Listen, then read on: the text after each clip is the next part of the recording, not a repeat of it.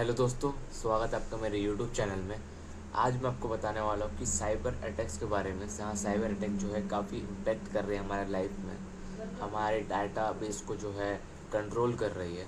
आइए स्टार्ट करते हैं। मैं बता देता हूँ इससे होता क्या है, इनका प्रॉब्लम क्या है।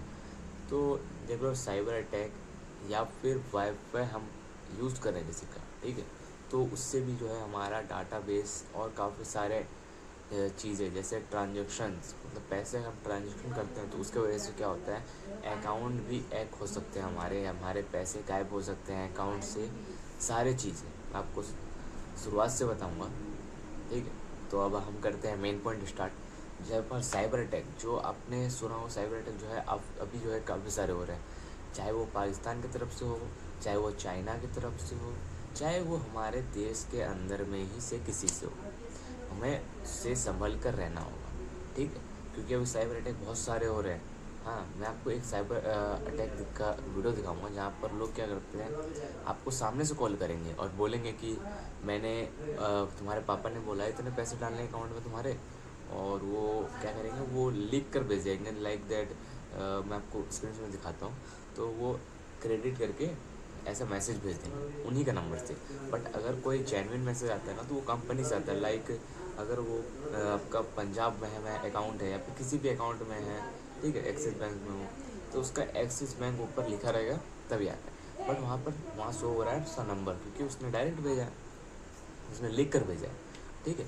तो उसने फिर क्या किया, वो रिटर्न क्या किया, उस लड़की ने भी क्या किया, तो उस लड़की ने भी वही लिख कर उसे भेज दिया। वो समझ गई कि हाँ, ये तो मेरे साथ साइबर का खेल खेल रही है यहाँ पैसा वगैरह लेने के लिए, ठीक है। तो वो समझ जा, हमें अगर बचना है, ठीक है, हर कोई तो नहीं बचता है ना साइबर अटैक में।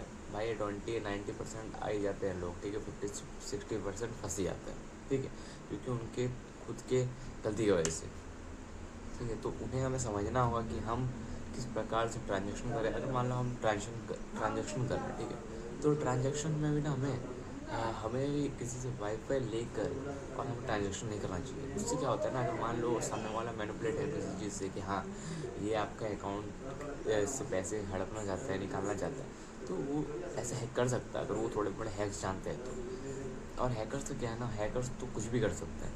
अगर आप किसी का वाईफाई ले रहे हो, तो उस वाईफाई से वो कुछ भी कर सकते हैं, ठीक है। उससे ऐसे करेंगे कि आपका पैसा गायब हो जाएगा, ठीक है।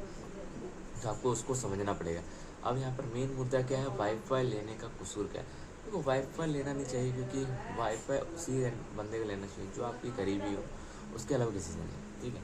करीबी लोग भी ऐसा करते हैं, पर करीबी लोग को ही लेना चाहिए। तो क्या हुआ ना, वाईफाई अगर लेने से साइबर अटैक आजकल ज़्यादा हो रहा है। क्योंकि देखो, अगर वाईफाई ले लेते हैं, हम क्या कर रहे हैं, उससे हम अलग अलग ऐप चला रहे हैं या सोशल मीडियाज चला रहे हैं। तो उसमें क्या होता है, कोई मान लो कभी कभी हम गलती से किसी लिंक्स पे क्लिक कर देते हैं या क्लिक हो जाता है, तो उसकी वजह से तो है पैसा कटने का चांस रहता है। तो तुम्हें उस चीज़ से बचना है। और क्या है, मान लो अगर तुम वाईफाई, हम क्या करते हैं ना, हर चीज़ को देखना, ऐप डाउनलोड करते हैं ना, हम हर चीज़ अलाउ कर देते हैं। बस उसमें अलाउ तो एक दो चीज़ ये पड़ता है, जहाँ पर ऐप को खोलने के लिए अलाउ करना पड़ता है हमें, फिर उसके बाद हमें माइक को अलाउ करना पड़ता है। ऐसे काफ़ी सारी चीज़ जो है हमें अलाउ करना पड़ता है, और हम सब कर देते हैं। तो हमें ये नहीं करना है, हमें साइबर अटैक से बचना है, ठीक है। ये वीडियो लोगों को शेयर करो और